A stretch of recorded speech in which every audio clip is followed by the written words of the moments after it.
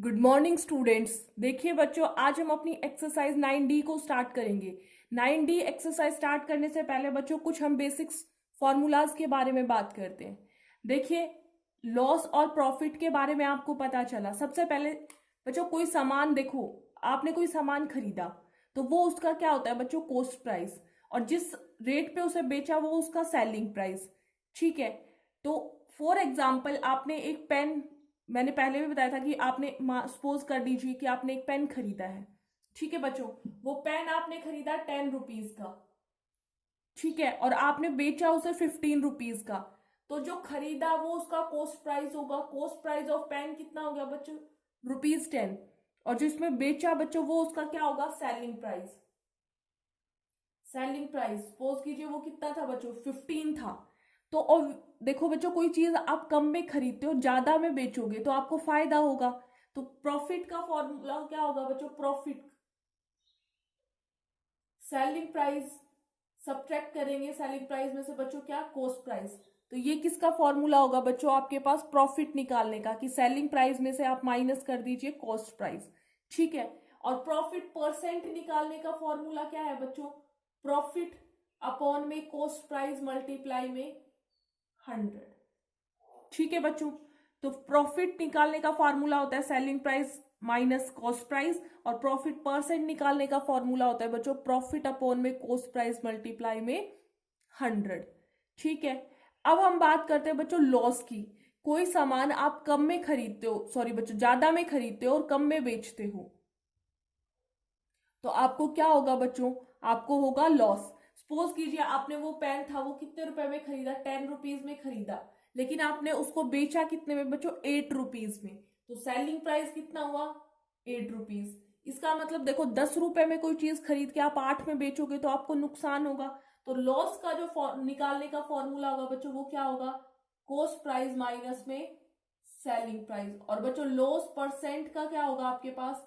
Loss upon में cost price multiply में 100। ठीक है बच्चों, तो ये दोनों ही फॉर्मूलाज जो आपके पास है यहाँ, ये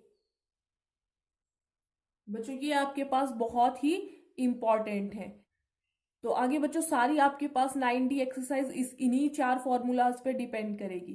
तो क्वेश्चन नंबर फर्स्ट देखिए आप सबसे पहले।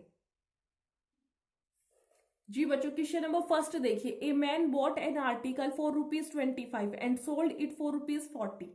एक मैन है बच्चों, वो क्या करता है? एक आर्टिकल मतलब सामान खरीदता है बच्चों 25 रुपीज में और बेचता है उसको 40 रुपीज में। एक अनदर पर्सन है, वो उसी आर्टिकल को बच्चों 50 रुपीज में खरीदता है और 65 में बेचता है।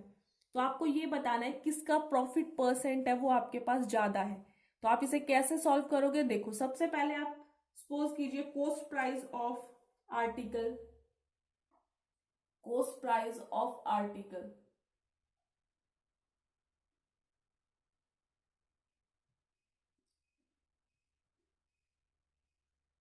Bot by first man is equal to ₹25। ठीक है बच्चों, आपके पास ₹25 में उस आर्टिकल को खरीदा गया। अब selling price of article is ₹40 बच्चों। ठीक है, कि 25 रुपीज में वो खरीदा गया, 40 में बच्चों वो बेचा गया। तो ऑब्वियस सी बात है, देखो प्रॉफिट हुआ आपको। Selling price minus cost price, 40 minus 25 which is equal to बच्चों 15। ठीक है, अब आपको प्रॉफिट परसेंट निकालना है।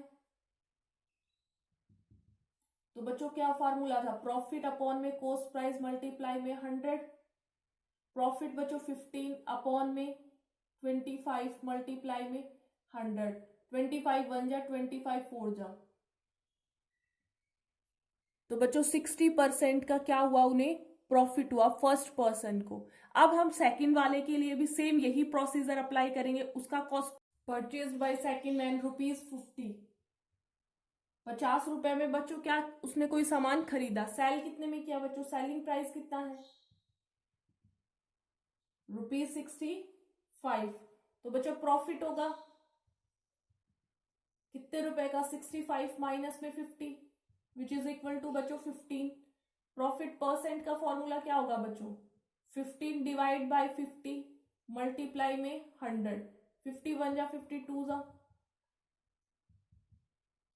तो बच्चों कितना आया? 30%। तो ऑब्वियस सी बात है कि आपके पास प्रॉफिट परसेंट फर्स्ट पर्सन है उसका ज्यादा है 60% एज कंपेयर टू बच्चों सेकंड पर्सन। ठीक है, तो आपके पास ये आपका फर्स्ट क्वेश्चन था। अब हम बात करते हैं हमारे क्वेश्चन नंबर 3 की। तो क्वेश्चन नंबर 3 देखिए बच्चों, 3 आपके पास देखिए, a women bought 50 dozen eggs at ₹16 a dozen. Out of these 20 eggs were found to be broken. She sold the remaining eggs at ₹1.50 per egg. Find her gain or loss percent.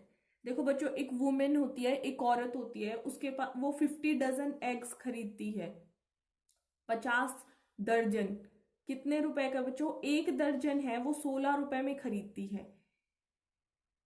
Last में क्या होता है बच्चों, उनमें से 20 जब वो घर लेके आती है तो 20 एग्स हैं वो टूट जाते हैं। तो वो ये कहना चाह रही है कि अगर वो एक एग को 1.50 ₹1.50 के अकॉर्डिंग बेचे तो आपको बताइए कि उसे गेन होगा या उसे लॉस होगा। तो सबसे पहले देखिए बच्चों, आपके पास कॉस्ट ऑफ 1 एग निकालते हैं। कॉस्ट ऑफ 1 एग क्या होगी? Cost price. देखो बच्चों, आपके पास एक डजन मतलब 12 आपके पास अंडे हैं, वो 16 रुपए के आते हैं। 12 अंडे एग्स अगर 16 रुपए के आते हैं तो 1 एग कितने का आएगा बच्चों? 16 डिवाइड बाई 12। तो ये आपके पास 1 एग की कॉस्ट कितनी होगी? 16 डिवाइड बाई 12 तो इसे सॉल्व करेंगे बच्चों, 4/3, तो ये हो जाएगा बच्चों 1.33 रुपीज। तो आपके पास जो कॉस्ट है वो 1 एग की कितनी आएगी बच्चों? 1.33 रुपीज। अब हम बात करते हैं किसकी बच्चों? हमारे पास टोटल कॉस्ट क्या होगी बच्चों? ये तो 1 एग की है, लेकिन टोटल कॉस्ट क्या होगी बच्चों एग की? टोटल कॉस्ट ऑफ एग्स कितनी होगी बच्चों? देखिए, आपके पास 50 डजन है और 1 डजन 16 रुपीज के हैं बच्चों। इसके अकॉर्डिंग आपके पास 800 की क्या होंगे? टोटल बच्चों एग होंगे 800 रुपीज की। ठीक है, लेकिन अब इसमें से कुछ अंडे हैं या एग हैं बच्चों, वो क्या हो गए? टूट चुके हैं। तो रिमेनिंग एग कितने होंगे बच्चों? रिमेनिंग एग्स कितने होंगे बच्चों? 50 मल्टीप्लाई में 12, क्योंकि आपके पास एक दर्जन में 12 होते हैं तो 50 को 12 से मल्टीप्लाई किया और उसमें से हम माइनस कर देंगे बच्चों कितना आपके पास? 20। तो ये बच्चों 15 12 या 600 में 20 माइनस करेंगे तो 580। रिमेनिंग एग्स आपके पास आ गए 580। तो बच्चों सेलिंग प्राइस क्या होगा? Selling price of eggs 580 multiply में बच्चों 1.50, तो आपके पास कितना आएगा बच्चों? आपके पास आएगा 870। तो बच्चों आपने कोई सामान एग है वो कितने टोटल एग 800 के खरीदे थे बच्चों, 870 के बेचे, तो आपको प्रॉफिट होगा।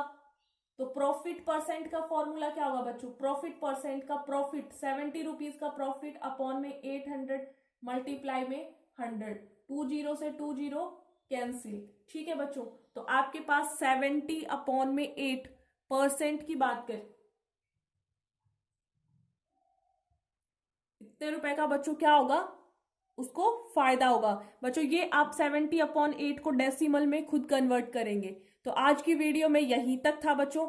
आपको एक्सरसाइज 9D के क्वेश्चन नंबर 5 तक अपनी फेयर नोटबुक के अंदर सॉल्व करने हैं। साथ में बच्चों वो फॉर्मूलाज भी आपको अपनी फेयर नोटबुक में राइट डाउन करने हैं। तो कल हम बच्चों आगे का डिस्कस करेंगे। Thank you.